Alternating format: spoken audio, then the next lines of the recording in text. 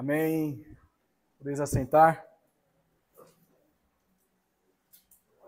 Que a graça e a paz do nosso Senhor Jesus Cristo esteja sobre esta igreja. Um bom dia a todos vocês. Hoje nós iremos tratar a respeito da imitação de Cristo. João 13, dos versículos 12 ao 17. Eu sei que tem um livro de um autor chamado Tomás de Kempis, que ele tem esse título, né? A imitação de Cristo, mas o sermão não está baseado neste livro. Queridos, quero convidar vocês a voltar alguns anos atrás. Alguns nem precisam voltar tantos anos atrás assim, pois já estão vivendo esse momento. Mas todos nós que já passamos dos 25 anos, porque se eu for falar da minha juventude, eu ia me colocar como velho, né? Mas como tem bastante pessoas aqui acima dos 25, então eu não estou sozinho nessa. Pois é. Quando nós éramos mais novos, nossa vida se resumia a muitas coisas. Algumas etapas de nossas vidas em que nós éramos ambiciosos a alguma coisa. Por exemplo, vou falar algo que é de particularidade minha, mas também envolve... Acredito que os homens aqui da igreja passaram por essa fase também. Mas eu tinha um sonho de todo garoto, que era ser jogador de futebol. E muitas vezes nós olhávamos para jogadores que estavam no ápice da sua carreira, nós gostávamos de imitá-los. Se vocês pegarem, por exemplo, agora vou ter que entregar um pouquinho a idade, não vai ter jeito, né? Mas se nós voltar lá na Copa de 2002, quando o Ronaldo fez aquele corte ridículo do Cascão, e a molecada queria imitá-lo, não era verdade? Aí tinha chuteira amarela, queria usar a chuteira amarela porque os jogadores utilizavam as chuteiras amarelas. Um pouquinho mais recente, o Neymar, na época do Santos, né, tinha aquele moicano também, parecendo um passarinho, né? E toda a molecada queria imitá-lo por causa que ele era a onda do momento, né? Alguns homens, por exemplo, o Elso, o Vitor Buffoni, o Jaconelli, eu não tinha como imitar nada, né? Mas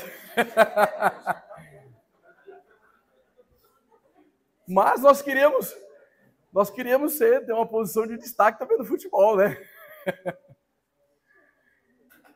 Então, muitas vezes esses desejos que nós tínhamos, em alguns momentos eles se transformavam em orgulho. Porque quando você talvez tinha uma condição melhor que o seu amiguinho, você podia comprar uma chuteira da Nike. E o seu amiguinho tinha que comprar uma chuteira Dry, não sei nem se existe mais essa chuteira. O Marcelo sabe qual que é. Ó.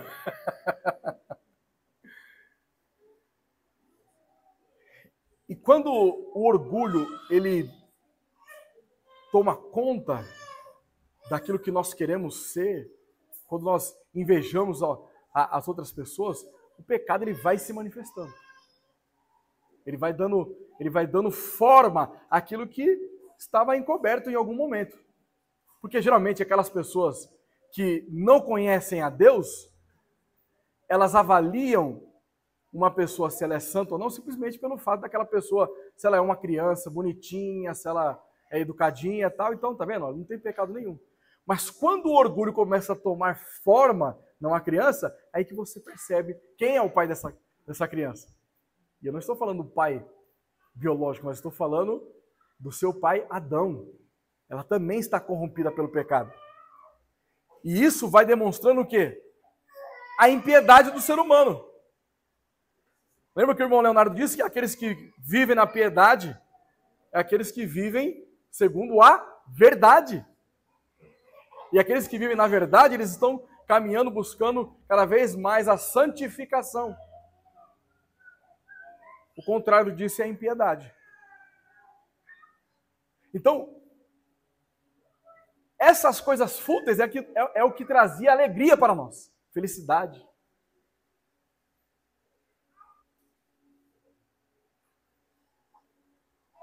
E as coisas mais fúteis é aquilo que nós gostaríamos de ser.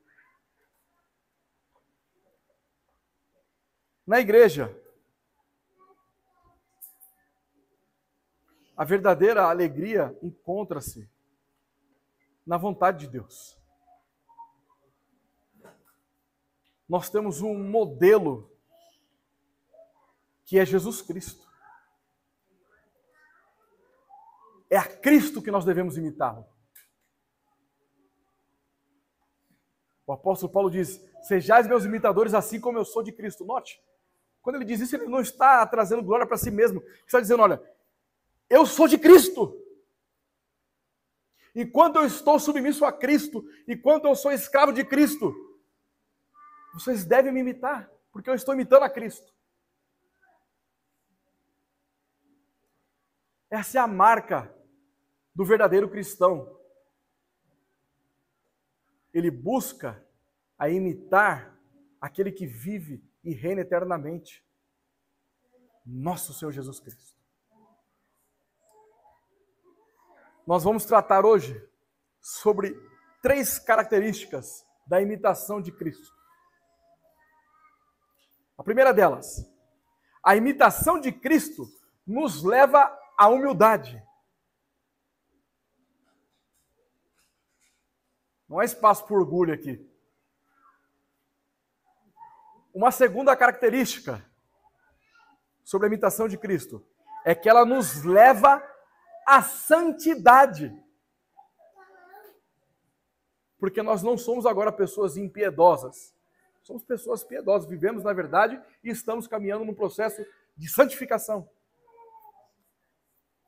E a terceira e última, a imitação de Cristo nos leva à verdadeira felicidade. Tudo que está fora de Cristo seja falso, e tudo que está em Cristo seja verdadeiro. E a felicidade verdadeira, nós estamos no centro da vontade de Deus. Para os nossos pequenos, palavrinha-chave, humildade. Ok?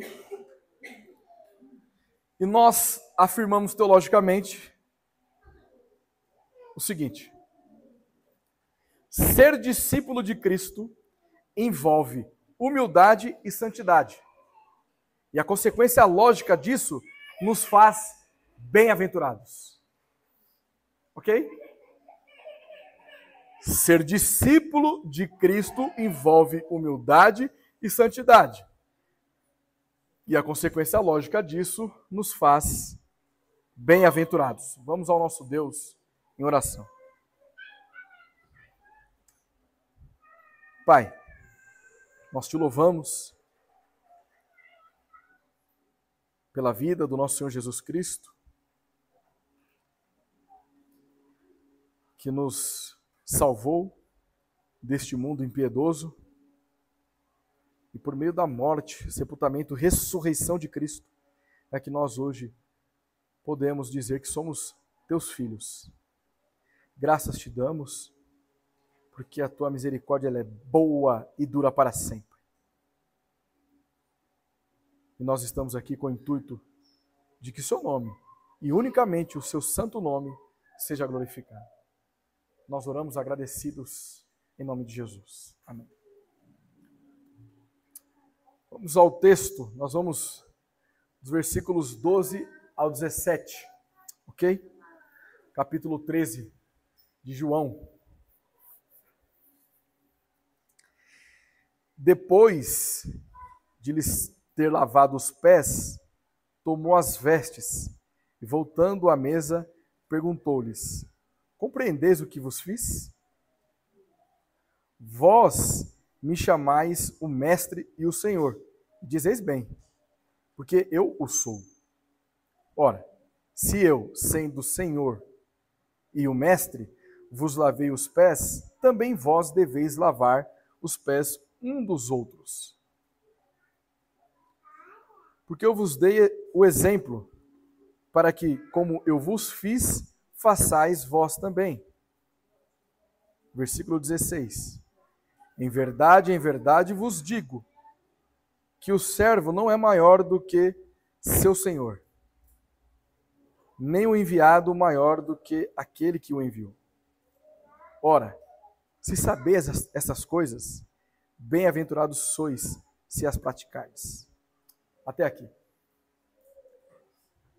Então, nosso primeiro tópico, ou a nossa primeira característica, a imitação de Cristo nos leva à humildade, dos versículos 12 e 13. Por que a imitação de Cristo nos leva à humildade? A demonstração de humildade no lava-pés, como os comentaristas gostam de dizer sobre essa passagem, era um elemento essencial na humilhação de Cristo. Então, a humildade, ela é parte essencial da obra de Cristo. Todos aqueles que são alcançados por esta obra devem exercitar a prática da humildade. Então, a lavagem dos pés, como já dito no sermão anterior, habitualmente ela era realizada por escravos. Então, Jesus, sendo ele o mestre, ele se curva para realizar essa função. E como eu já havia dito, ele não faz isso para estabelecer uma nova doutrina, mas ele faz isso em caráter de ensino sobre a humildade. E como destacado também no último sermão, humildade significa ausência de arrogância. O que significa isso? Significa que toda e qualquer virtude que você tenha e que as pessoas nitidamente enxergam isso em você, vem de Deus. Até mesmo aqueles que são ateus são alcançados por um tipo de graça comum, que impossibilita eles de cometer todo e qualquer pecado simultaneamente. Então, não há espaço no reino de Cristo para arrogância. Nós somos alcançados por essa obra, e por nós sermos alcançados por essa obra de Cristo, nós somos humildes. Nós reconhecemos que tudo vem dele. Nada vem de nós a não ser o pecado. Porque o homem sem Deus, ele é totalmente corrompido pelo pecado.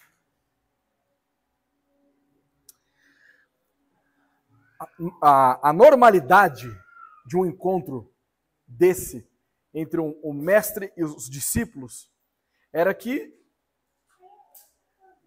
os discípulos estivessem assentados para aprender algo com o mestre. Mas o lava-pés não era uma prática nem mesmo dos discípulos.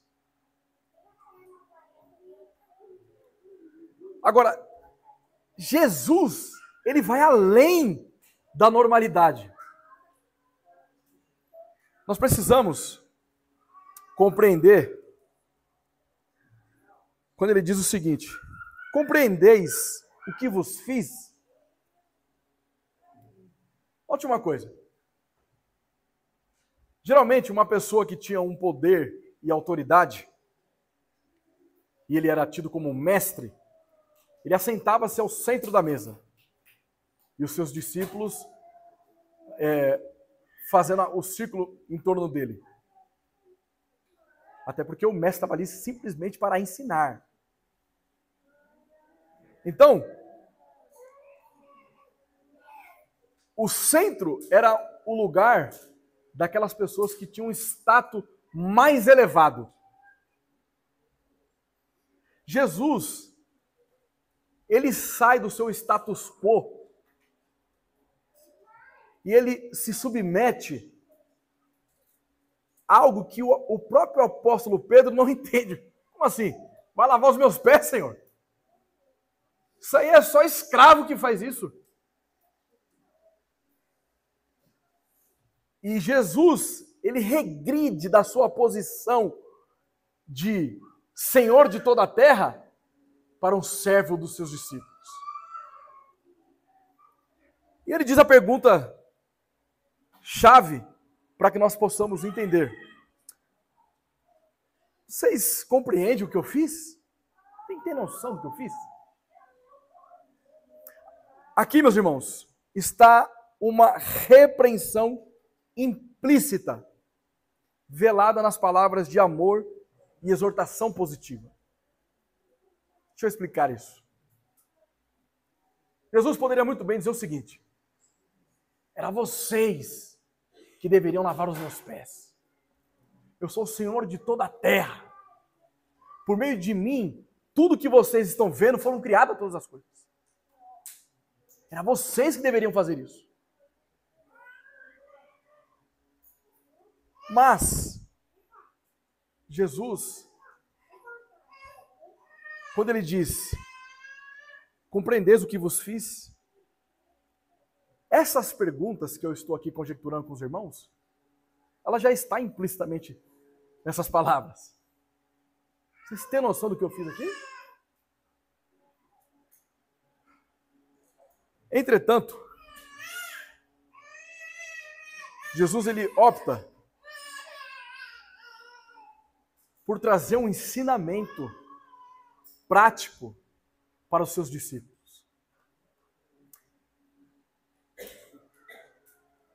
E como esse ensinamento atinge nós na era moderna?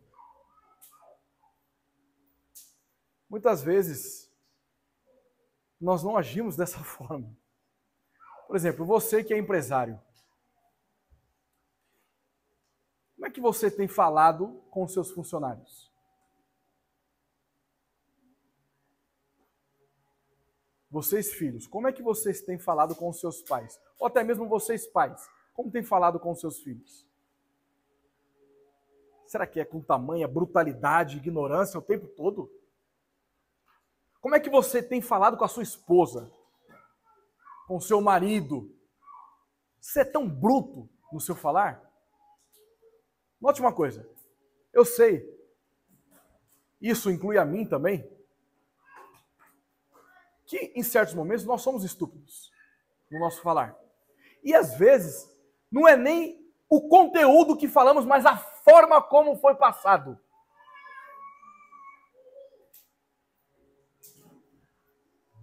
Eu lembro quando eu era mais jovem, aí meu pai pediu para eu pegar uma chave de fenda, eu vinha com uma chave Phillips, ele disse: "Você é burro!" Antigamente os pais eram mais brutos para falar com os filhos.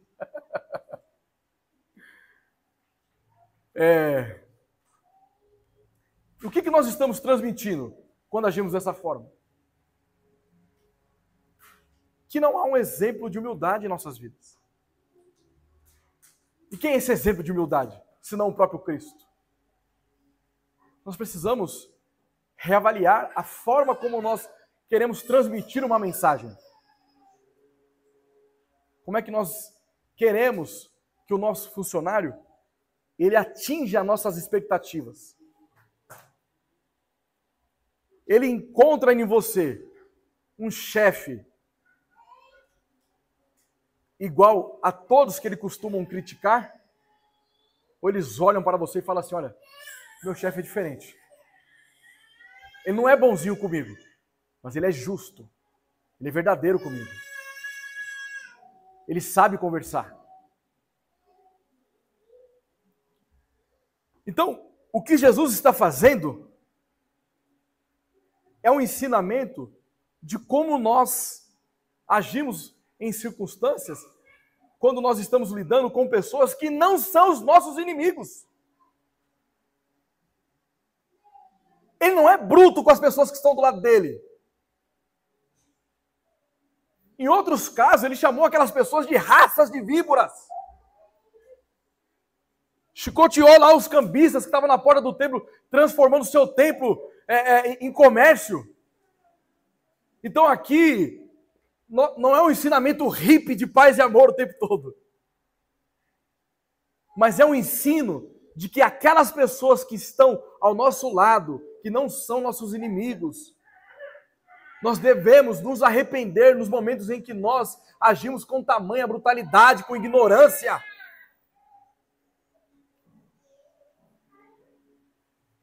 É isso que Jesus está mostrando. Olha, vocês compreenderam o que eu fiz? Vocês estão entendendo o que é humildade? Vocês estão entendendo? Eu pergunto agora para a nossa igreja local.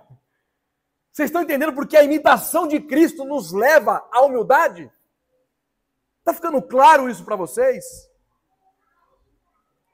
Ele diz o seguinte: vós me chamais o Mestre e o Senhor, e dizeis bem, porque eu o sou. Essas duas palavras, Mestre e Senhor. Mestre. O que as pessoas entendiam quando alguém era chamado de mestre?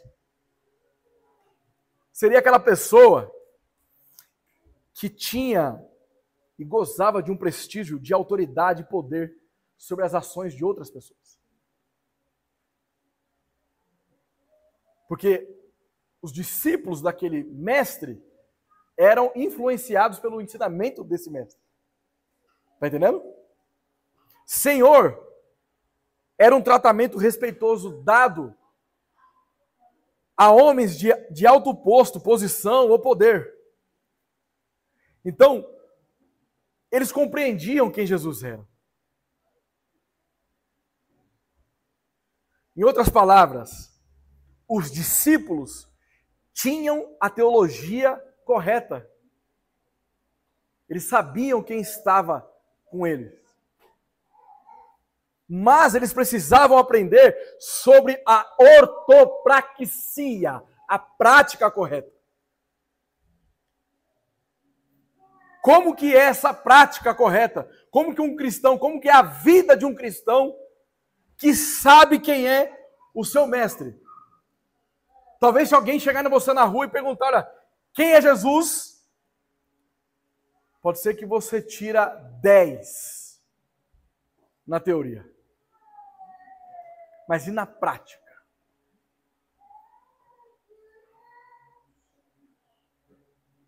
E aqui está a lição de Jesus Cristo. Vocês sabem quem eu sou. Porque eu sou. Ele diz isso ainda fazendo referência ao Deus no Antigo Testamento. Diga ao povo que o eu sou te enviou. Eu e o Pai somos um só. Vocês dizem bem. Eu sou Senhor e sou mestre. Vocês têm um conhecimento teológico. Parabéns. Nota 10. Mas e aqui e agora? Vocês estão compreendendo o que eu estou fazendo? Vocês estão entendendo o ensinamento que eu estou transmitindo a vocês? Vocês têm condições e consciência de interpretar a ortopraxia prática correta? Deixa eu destacar alguns pontos aqui sobre a ortopraxia. Primeiro, a vida cristã, ela não é marcada por disputas. Então, na igreja, não é um concurso de quem traz a melhor torta, o melhor bolo, ou quem prega mais, quem ensina melhor. Não existe isso. A vida cristã, ela não é marcada por disputas entre os cristãos. Porque o fim principal do homem é glorificar a Deus e se alegrar nele para sempre. Na Igreja de Cristo, nosso objetivo é tão e unicamente, exclusivamente glorificar ao nosso Deus. Outro aspecto da vida cristã, dessa ortopraxia, é uma vida que não é marcada, por exemplo, por prestígios. O que significa prestígios? Não é o chocolate, não. É gostoso, mas não é ele, não. Mas é aquele desejo de agradar os outros, que também é o título de um livro, mas também não tem nada a ver com isso. Pense comigo. Algumas pessoas, elas querem que as pessoas as observem para que elas sejam prestigiadas. Olha como a irmã Beatriz chega cedo no culto. Você vê a eloquência do irmão Leonardo?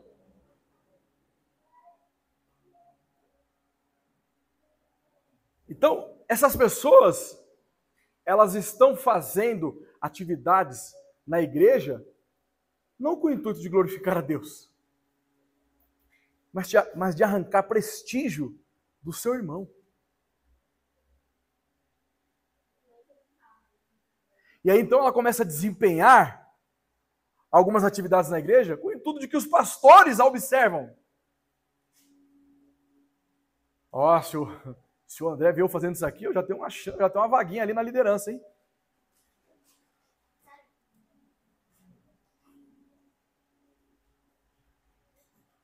Isso não é a marca de um cristão. Você deve fazer as coisas corretas, mesmo quando ninguém está te vendo. Por isso que um dos cargos que nós temos aqui, composto pelo irmão Marcelo e pelo irmão Vitão, o Leonardo e eu, o Léo já disse aqui muitas vezes, nós não temos nem acesso às finanças da igreja. Por isso que quando nós falarmos aqui, bater naquelas pessoas que são avarentas, nós estamos livres, porque a gente não sabe quem oferta ou não.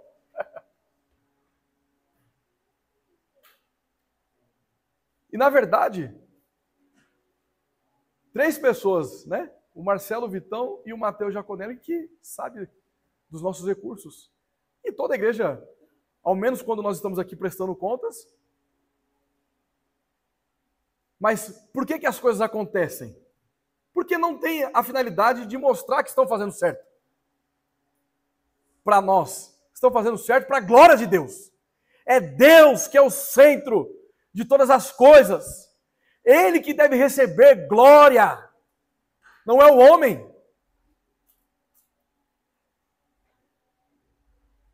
Outro ponto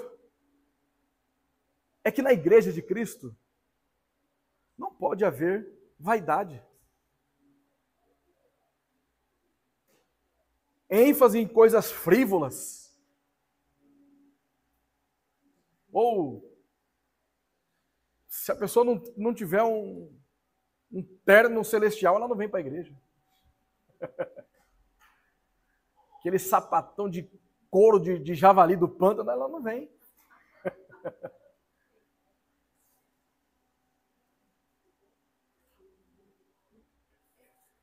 Meus irmãos, quando nós estamos dispostos a servir uns aos outros, isso demonstra humildade. E quando nós estamos demonstrando humildade, nós estamos glorificando ao nosso Deus. Porque o nosso Senhor Jesus Cristo, Ele é humilde.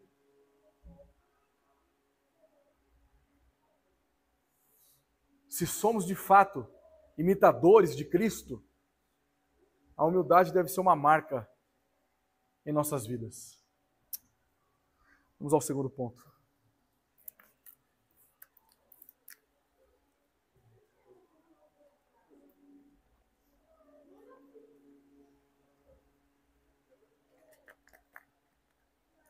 A imitação de Cristo nos leva à santidade. Os versículos 14 ao 16. Vamos ler novamente? Ora, se eu, sendo o Senhor e o Mestre, vos lavei os pés, também vós deveis lavar os pés uns dos outros, porque eu vos dei o exemplo, para que, como eu vos fiz, façais vós também. Em verdade vos digo, que o servo não é maior do que seu Senhor, nem o enviado maior do que aquele que o enviou. A imitação de Cristo nos leva à santidade. A água que lavou fisicamente a sujeira dos pés era um verdadeiro símbolo do sofrimento de Cristo durante sua vida inteira na terra, e especialmente na cruz, na qual ele não apenas expia a culpa de seu povo, mas também obtém para eles a obra santificadora do Espírito Santo. Por que imitar a Cristo nos leva à santidade? Cristo é santo. Por ele ser santo e nós o imitamos, nós estamos exercendo a santidade. O contexto, esperava-se que os discípulos aprendessem por meio da imitação do rabino. Rabino significa mestre. Então, conforme os mestres ensinavam os seus discípulos, os discípulos aprendiam o que ouviam e colocavam em prática o que aprenderam. Era este o ciclo natural das coisas. O exemplo, na prática, não somente no falar, mas o exemplo praticado ali por Jesus Cristo, ele não era apenas uma forma de ensinar, mas era a única forma eficaz de fazê-lo. Por quê? Jesus é o exemplo de humildade. E a verdadeira humildade não produz orgulho. Ela produz gratidão. Ali, quando Jesus mostra para os discípulos o que ele havia feito, utilizando-se dele mesmo como exemplo, ele está triturando o orgulho dos seus discípulos. O que está acontecendo aqui é uma argumentação do maior para o menor. O servo não é maior que o Senhor. E Jesus se tornou servo para nos ensinar o que é humildade. Servir ao próximo é colocar os seus interesses do próximo acima dos nossos. E ao fazer isso, precisamos ser limpos do orgulho, para que então sejamos santificados. Olha como que isso é bem desafiador para a igreja. Porque é você olhar para o interesse do seu próximo. E talvez aquela pessoa que você nem tem tanta afinidade assim, e você colocar o interesse dela superior ao seu próprio interesse. E ali você está sendo quebrantado. O seu orgulho está sendo moído, passando na morsa. É você olhando e falando, olha, você é mais importante do que eu mesmo. É o que Jesus fez. O Senhor de toda a terra, ele saiu da sua posição e se humilhou, se curvando, lavando os pés dos discípulos. E muitas vezes na igreja de Cristo, por causa de uma palavra que você ouviu de alguém, faz com que você torce o nariz para aquela pessoa. Você não quer mais nem conversar com aquela pessoa. É o seu orgulho foi ferido. Aí, por conta disso, ó, até aqui o Wellington. Ele sempre fala que o exemplo ruim eu sempre aponto para ele. Mas é que eu tenho muita afinidade com ele. Mas até aqui, Wellington, nós caminhamos juntos. Só que agora, meu irmão, você tocou aqui no meu orgulho. Eu vou até falar com você, mas não vem me procurar, não. Ó, o exemplo ruim é meu, tá vendo? Não é seu.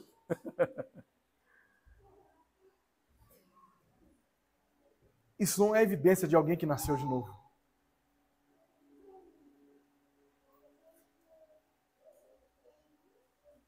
O ensinamento...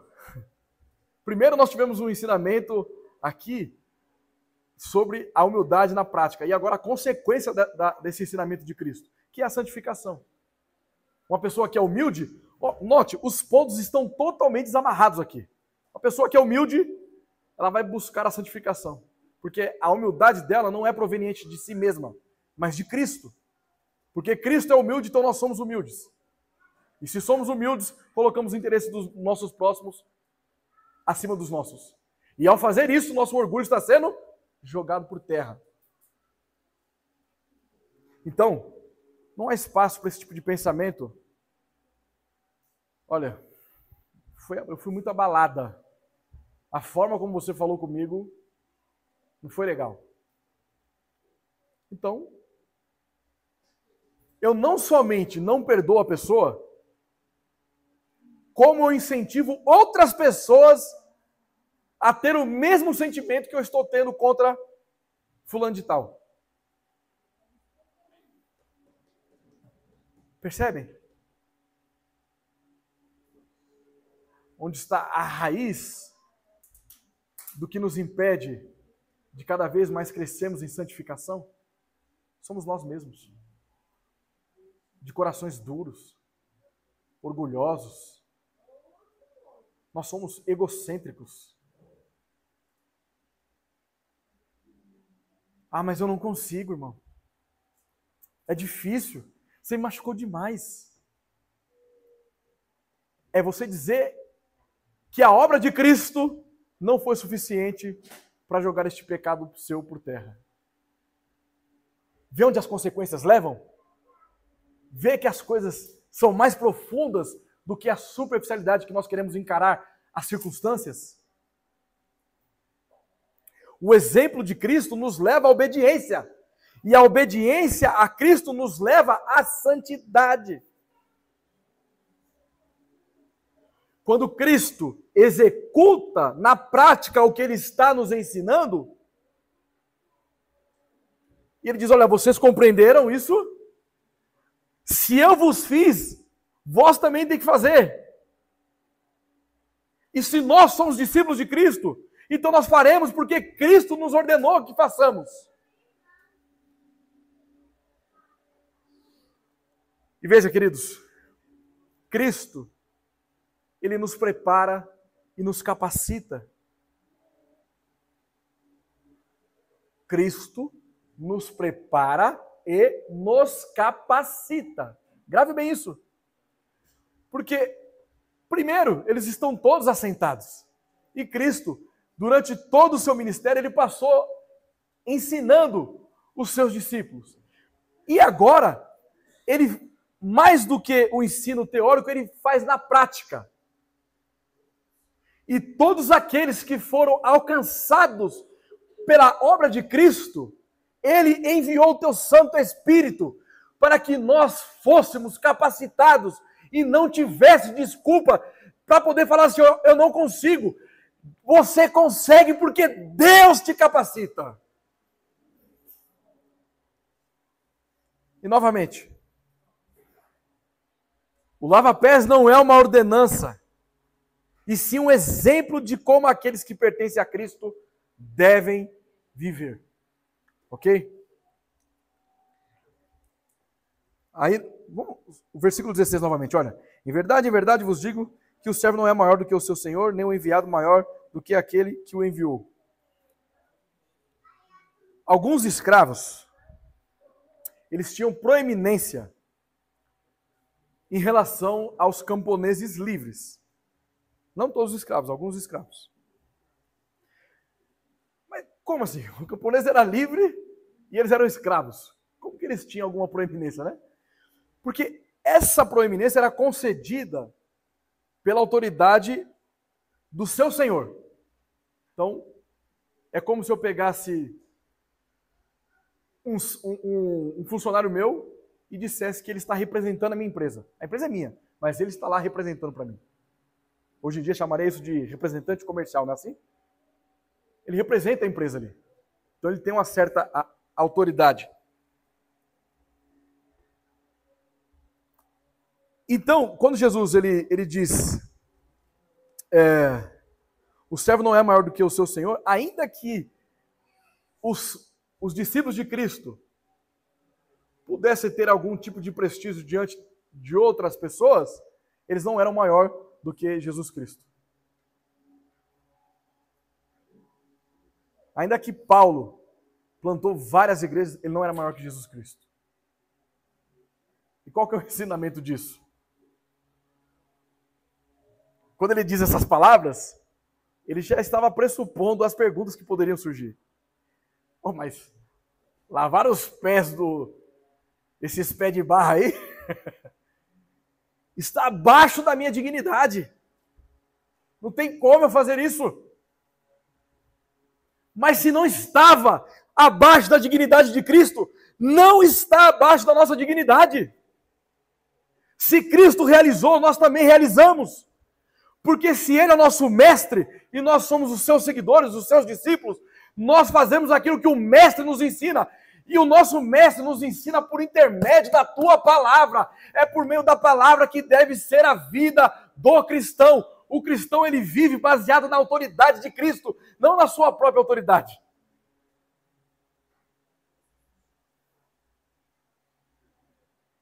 Queridos,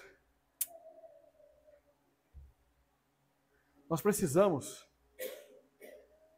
constantemente submeter o nosso ego, o nosso orgulho, à autoridade das Sagradas Escrituras.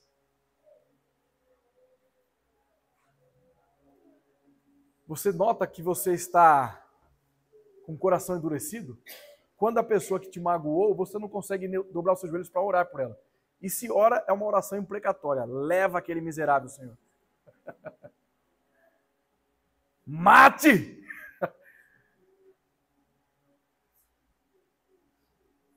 Tem uns que, na verdade, tinha que ser levado mesmo, né? Alguns miseráveis aí tinham que receber a justiça de Deus, segundo a nossa ótica, né? Quantos militantes aí não estão na labuta contra o cristianismo, distorcendo a Escritura para angariar sucesso, riqueza.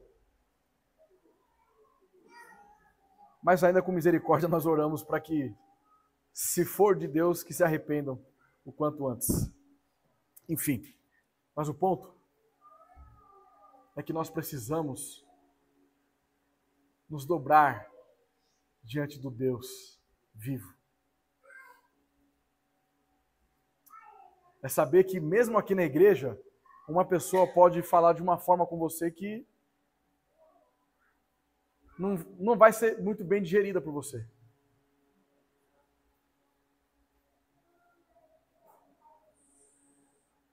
Mas o mais correto é você se resolver com a pessoa,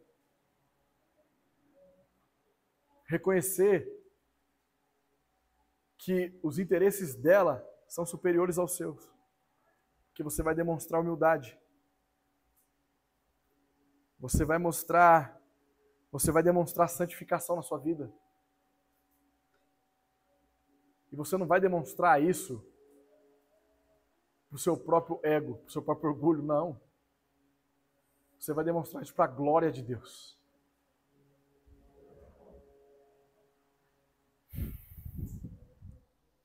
Final.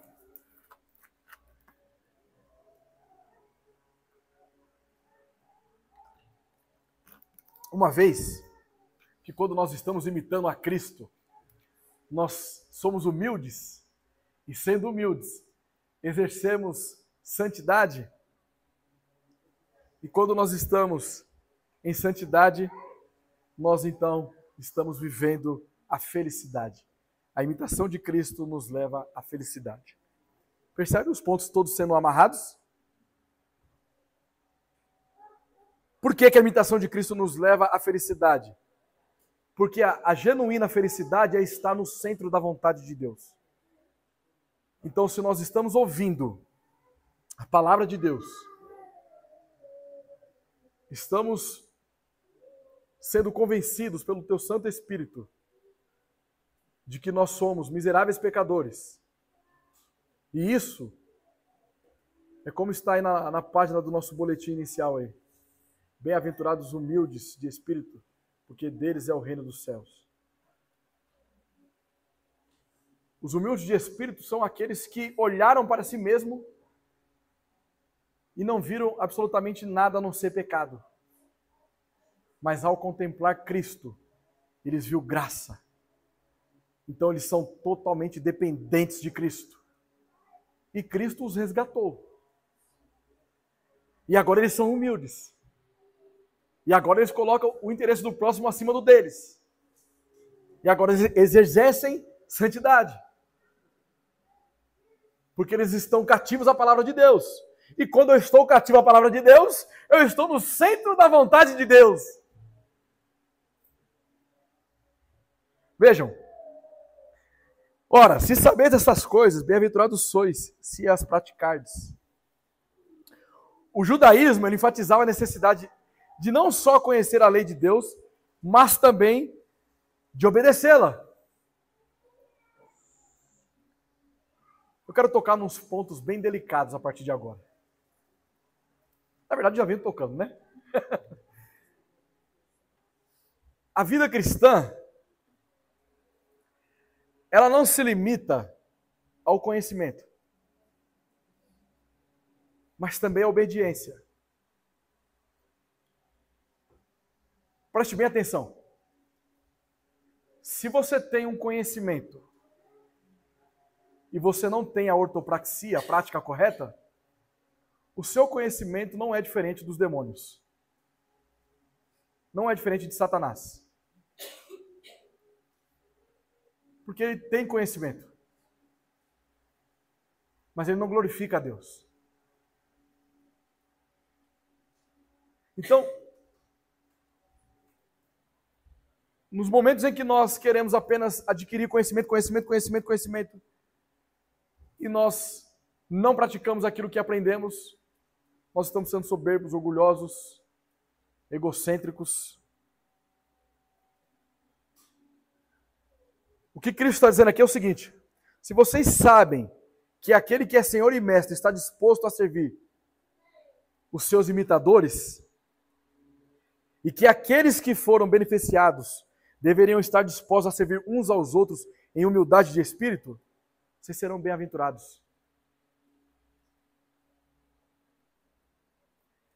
Se vocês entenderam a lição sobre o que é humildade, sobre o que é santidade, sobre o que é a felicidade, então vocês são bem-aventurados. Vocês entendem isso? Essa palavra bem-aventurado, ela pode ser interpretada como um bem-estar espiritual, prosperidade, uma alegria profunda, um sentido mais literal no grego, tem a ver com aqueles que são, de fato, objetos do favor de Deus. Como é que nós temos um bem-estar espiritual? É uma vida de constante adoração a Deus. Eu adoro a Deus não quando nós estamos aqui cantando louvores, mas eu adoro a Deus quando eu demonstro humildade. Quando eu busco por santidade. A prosperidade, diferente do que essas falsas igrejas, sinagogas de Satanás ensinam, prosperidade não é ter, mas é ser. Nós seremos prósperos sempre que nós estivermos no centro da vontade de Deus. E para que nós estejamos no centro da vontade de Deus, nós temos que estar constantemente submetidos à autoridade da tua palavra. O bem-aventurado é aquele que alcançou a salvação e já entrou no reino de Deus, tendo provado um pouco do céu. Nós já estamos aqui, meus irmãos, provando um pouquinho do céu. O contrário disso era nós estávamos nas trevas, mas porque estamos na luz e fomos alcançados por Cristo, e nós agora somos novas criaturas, um pouquinho do céu já está aqui conosco. Desfrutando já de uma comunhão com os santos. Agora, dentro de nós, naqueles que pertencem a Deus, nós não temos um pouquinho do céu, mas nós temos o próprio Deus, o Espírito Santo que habita na igreja. Por isso que nós somos felizes, por isso que nós somos prósperos, por isso que nós temos um bem-estar espiritual, porque nós vivemos segundo a vontade de Deus. Ele é o centro de nossas vidas. O Espírito Santo é quem nos capacita a sermos humildes. É o Espírito Santo que faz com que o nosso orgulho seja destruído. É o Espírito Santo que faz com que nós estamos passando por um processo de santificação. Nós somos justificados, não santificados. Estamos sendo santificados. A conversão do cristão é diária. Todos os dias nós clamando a Deus para nos libertar de um pecado que está nos escravizando.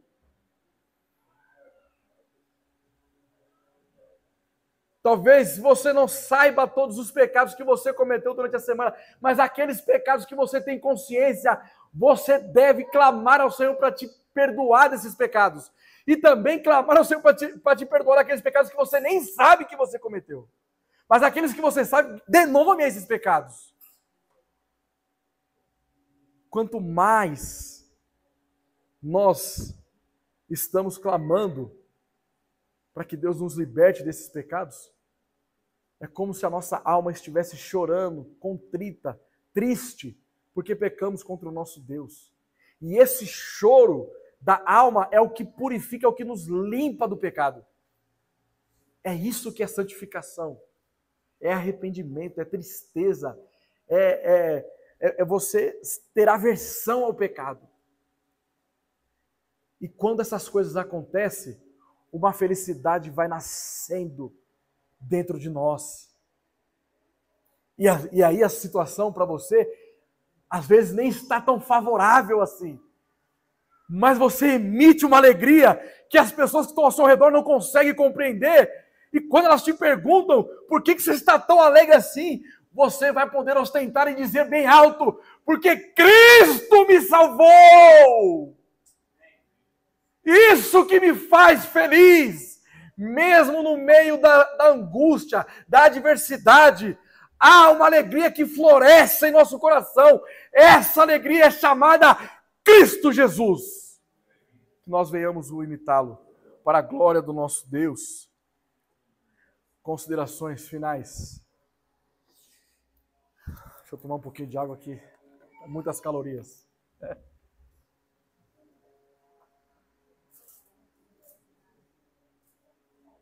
Queridos, são 3 breves considerações. Vocês que gostam de anotar, anotem.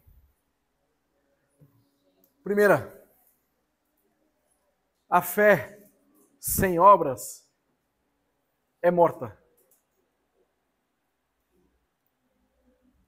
Nós precisamos ter o conhecimento de quem Cristo é, de quem Deus é.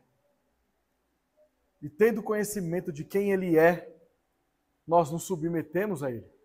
E quando nós nos submetemos a Ele, nós observamos que Ele é o nosso padrão de humildade. E quando nós entendemos que Ele é o nosso padrão de humildade, nós passamos a imitá-lo. E quando nós passamos a imitá-lo, nós buscamos pela santificação. Quando nós estamos buscando pela santificação, nós estamos servindo aos nossos próximos. E quando nós estamos servindo aos nossos próximos, nós estamos no centro da vontade de Deus. E quando nós estamos no centro da vontade de Deus, nós estamos felizes. Se o seu conhecimento é um conhecimento que não gera arrependimento, não gera santificação em você, seu conhecimento está morto. É isso que significa fé sem obra.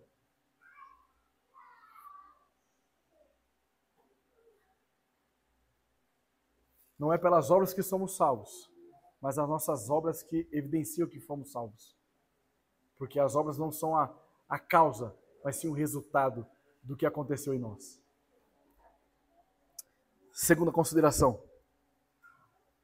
A humildade resulta em bênçãos. Que tipo de bênçãos? Santificação e alegria. Vocês não vão perder absolutamente nada demonstrando humildade. Nós simplesmente vamos colher os frutos de santificação e alegria. E terceira e última consideração. Ser abençoado consiste não em ter, mas sim em ser um imitador de Cristo. A verdadeira e genuína prosperidade encontra-se na imitação do nosso Senhor Jesus Cristo. E ser um discípulo de Cristo envolve humildade e santidade. E a consequência lógica disso nos faz bem-aventurados. Que Deus abençoe a sua igreja.